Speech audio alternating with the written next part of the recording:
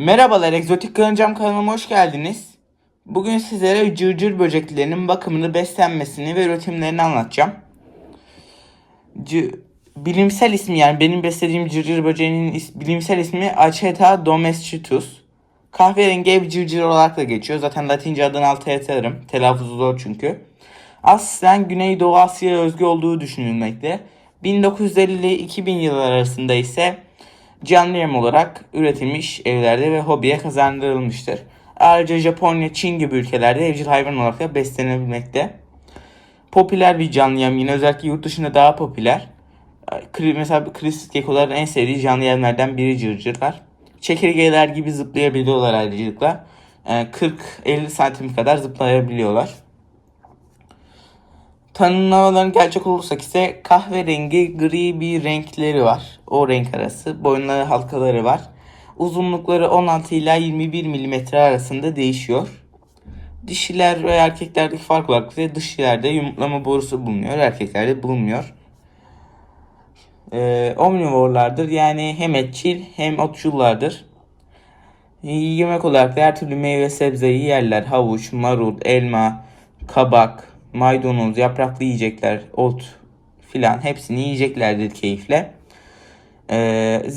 Verdiğiniz yiyeceklerin üstüne zira ilaç olmamasına dikkat edin. Yıkayıp verin. Çünkü zaten o böcek tarımsal ürünlerinde kullanılan ilaç böcekleri öldürmek için, böceklerin gelmemesi için. Siz de o ilaçlı verince zaten siz de böcek beslediğiniz için direkt onu öldürmüş oluyorsunuz. Onun dışında tahılları da yerler.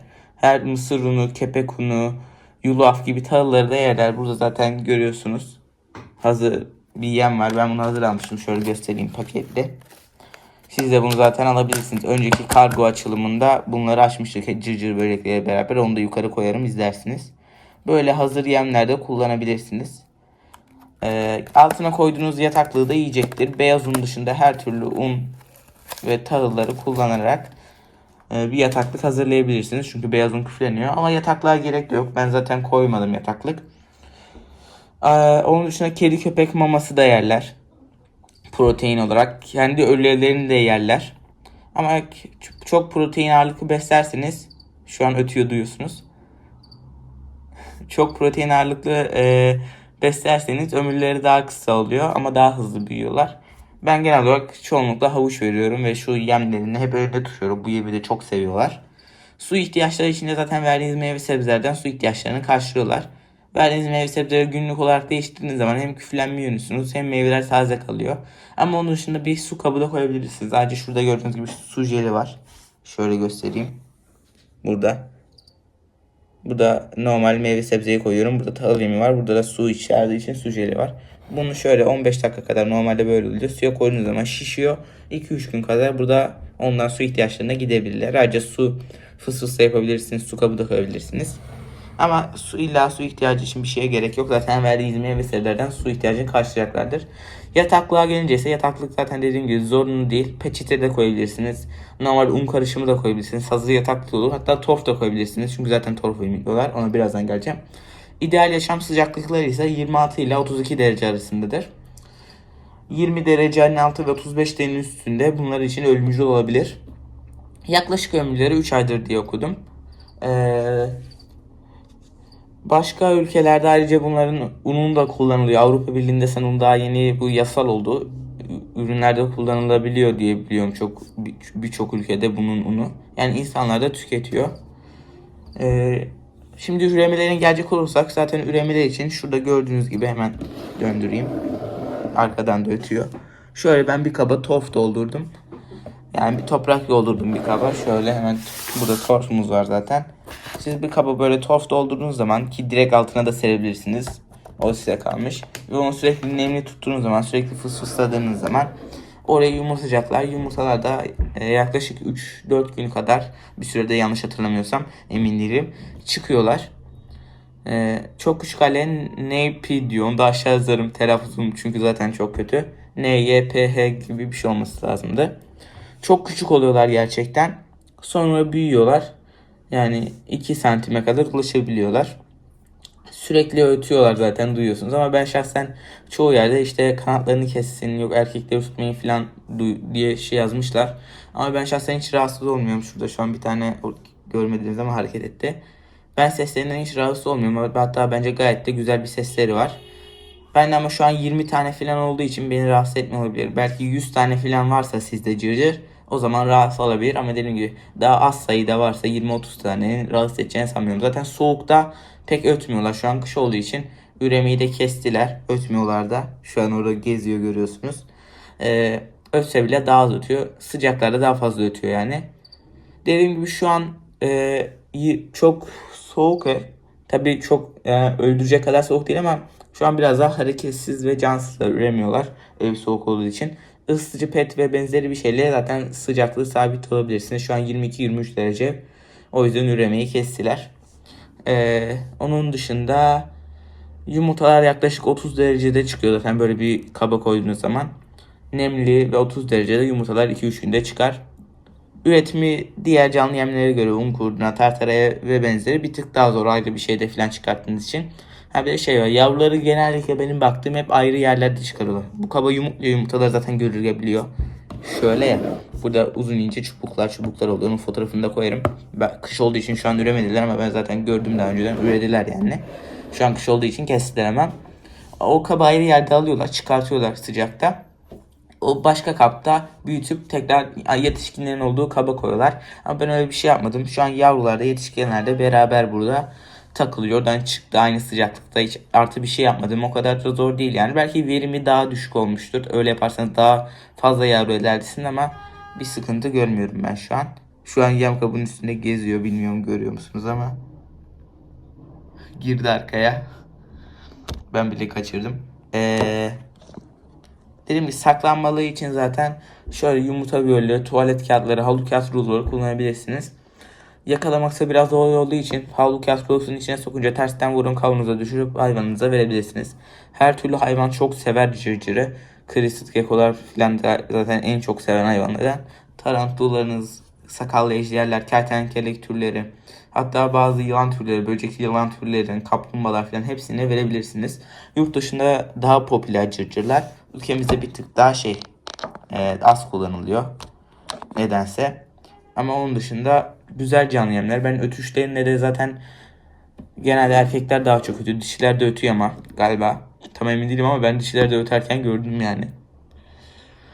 Ses tam ondan geliyor emin olamıyorum ama bence dişiler de ötüyor. Sadece erkeklere nazaran biraz daha az ötüyor dişiler. Ondan emin değilim ama araştırabilirsiniz. Erkekleri yem edebilirsiniz. Kanatlarını falan kesebilirsiniz ama bence hiç gerek yok. Gereksiz zaten. Yani 100 tane falan varsa rahatsız eder. Onun dışında gayet bence geceleri güzel ötüyorlar yani. Hiç rahatsız olacağınızı da sanmıyorum. Üremelerinden bahsettik, beslemlerinden. Yani o kadar da zor değil yani. Bence basit. Zaten uygun bir kap aldığınız zaman başlangıç için 20-30 tane, 10 tane, 20 tane yetecektir üremeler için. Uygun bir kapta yemi suyu önünde olsun. Zaten o üreyecektir bir şekilde. Ha, diğerleri gibi olmaz belki ama yine de ürüyor. Zaten havalandırma gereklerini görüyorsunuz. Ben böyle açtım elimde delerek. Ama bir tel yapsanız daha iyi havalandırma olur. Ki bence bunlar çekirgelere göre bakımları çok daha kolay çekirgelere nazaran. Çünkü ben çekirgeleri belki yavru aldığım içindir hayatta tutamadım. Yani yetişkin aslan muhtemelen daha kolay. Yavrularda çünkü ölüm oranı da oluyor. Ama bunlar cırcılar bence çekirgeleri de daha az hassas diyebilirim. Yani güzel bir canlı yani evinizde tutabilirsiniz. Zaten normal besleyebilirsiniz. Gayet güzel, sesleri çok güzel. Size de bir göstereyim. Pek göstermek istemiyorum zıpladıkları için ama bir göstereceğim. Bu arada unuttuğum bir şey varsa alta yazarsanız cevaplarım zaten. Çünkü biraz hızlı konuştum. Her şeyi anlatmamış olabilirim. Bir sorunuz varsa alta yazarsınız. Her şeyi anlattım diye umuyorum ben. Şöyle göstereyim size yukarıdan kabı. Zaten bunu da birlikte videosunu çekmiştim, kurulumunu. Onu da izleyebilirsiniz. Onu da koyarım. Şöyle görüyorsunuz. Bir tık kaydırayım. Bana. Burada toz kabı var. Bunun içinde yumurtluyorlar. Burada kuru yemiş suyu var. Hatta şunu size nemlendirelim hemen. Şöyle fısfısla ıslattığınız zaman yumurtalar bununla çıkar. Şu an bunda yumurta yok ama ben içinde almadım. Duruyor yani hala. O yüzden yine nemlendireyim. Aldığınız zaman burada yumurtalar çıkıyor. Size bir tane göstereyim şöyle. İnşallah zıplamaz. Çünkü çok yükseğe zıplayabiliyorlar. Yani yüksek bir kap kullanırsanız bir şey olmaz ama o kadar yüksek bir saklama kabı bulamayabilirsiniz. Şöyle Gördünüz mü? Çok hızlı ama. Bakın zıpladılar. O yüzden yarısı kapalı şu an. Şöyle tekrar bir açmayı deneyeyim. Bakın şu an küçükler de var orada. Gördünüz mü? Biraz büyüteyim şöyle.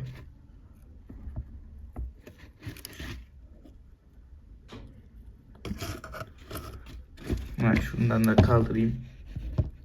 Bakın. Görüyor musunuz? Orada var bir tane. Başka yok galiba ama. Bu dişi zaten. Şurada yumurtlama borusu. Şu arkadaki uzun boru. Onu toprağa sokuyorlar. Burada da bir tane var. Gitti. Zıplamasınlar da. Çünkü hızlılar. Onun dışında dediğim gibi gayet güzel canlılar. Size bakabilirsiniz. Biraz göstermeye de çalıştım. Pek gösteremesem de. Şunun içindeler mi ya? Ha bakın küçükler var orada. Bakın. Biraz daha küçük. Tam en küçükler değil ama. Şurada bak büyükler var. Şurada küçükler var. Hareket ediyor görüyorsunuz zaten. Şurada bir tane daha var bak. Şu küçük şeyi de gördünüz değil mi? Orada arkada zıplıyorlar yani. İlla görüyorsunuzdur. Bakın arkaya doğru kaçtılar. Bunlar da dışkıları bu arada. Gerçekten çok dışkılıyorlar. Peçete koyup değiştirebilirsiniz. Ben şu an bu kabı yaptığımdan beri hiç değiştirmedim. Şu kadar yani. Arada bir değiştirirseniz iyi olur. Ama genel olarak ben üşeniyorum yani. Çünkü onları tek tek ayıklamak zor. Bir ara yumurta bölülerini falan silkeleyince zaten bunlar da düşüyor. O yüzden komple yapman lazım. Şimdilik zaten bir şey olmuyor. Orada kalsınlar yani. Belki bir ara temizlerim. Yani onun dışında gerçekten güzel canlılar. Şöyle normal alayım ben.